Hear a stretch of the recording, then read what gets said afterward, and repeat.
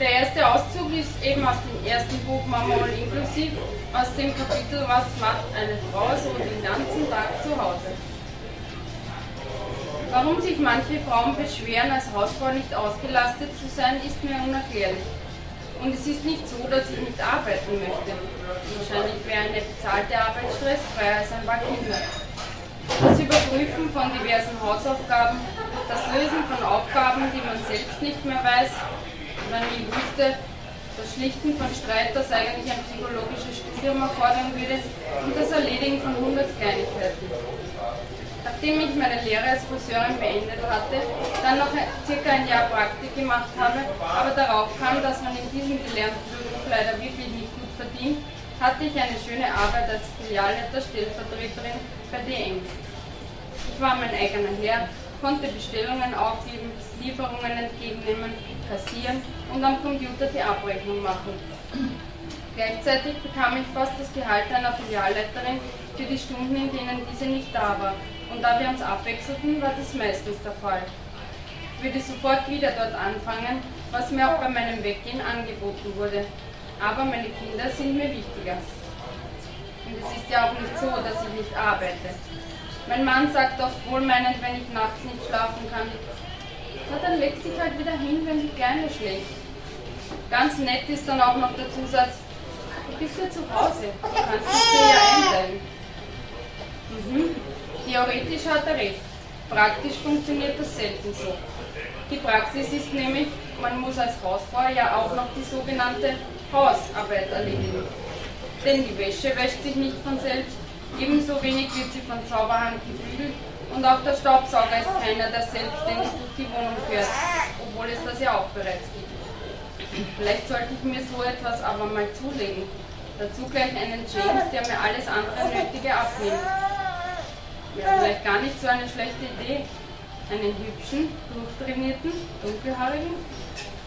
Bis es aber so weit ist, bleibt es an mir hängen. Mein Mann sagte doch, wenn ich ihm von meinem Tagesplan erzähle, an dem ich mehrere Dinge zu erledigen habe, na dann bist du selber schuld. Sehr nett. Anstatt dass er mich lobt, dass ich mich um so viele Angelegenheiten kümmere, bekomme ich noch eine geistige Ohrfeige. Außerdem ist er nicht ganz unschuldig. Seine telefonischen Abmachungen, die außerhalb der Firma stattfinden, darf nämlich ich vereinbaren. Ich bin sozusagen die Sekretärin meines lieben Mannes. Dabei hasse ich es zu telefonieren. Meine eigenen Arzttermine schiebe ich immer hinaus, bis es nicht mehr anders geht. Bei einem richtigen Job würde ich diese Tätigkeit nach Möglichkeit ablehnen. Jedoch bei meiner vom Ehemann auferlegten kann ich das schwer.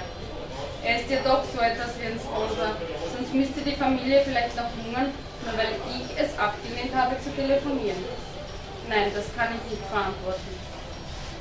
Bei ihm ist es allerdings auch nicht viel anders. Am Wochenende oder abends, wenn mal Ruhe sein sollte, dann lässt er sich von diversen Personen für diverse Fahrzeuge einteilen. Er ist nämlich Kfz-Mechaniker, der technische Friseur, wenn man so sagen will, und da gibt es immer was zu tun. Manchmal war ich schon knapp dran, zu seinem Handy zu gehen und zu sagen, falsch verbunden. Und am liebsten noch, rufen Sie nie wieder diese Nummer an. Aber zurück zu unserer Arbeit. Jede Hausfrau kann bestätigen, dass die Arbeit im eigenen Heim keinesfalls geringer ist als die in einer Firma. Dazu kommen aber noch die Arbeiten, die man sich selbst und die einem zusätzlich noch von anderen aufgeheißt werden, weil man ja eh zu Hause ist, das heißt bei den meisten nichts zu tun hat. Dass das nur Personen denken, die noch nie einen Haushalt mit allem drumherum schmeißen mussten, ist selbstredend. Sie wüssten sonst, dass kein Mann freiwillig mit uns tauschen würde. Denn das würden die männlichen Nerven wahrscheinlich nicht lang aushalten. Uns Hausfrauen geht es ungefähr so wie den meisten Pensionisten. Immer im Einsatz. Bei Kindern gibt es immer Action, es ist sehr abwechslungsreich und nicht immer dieselbe Arbeit.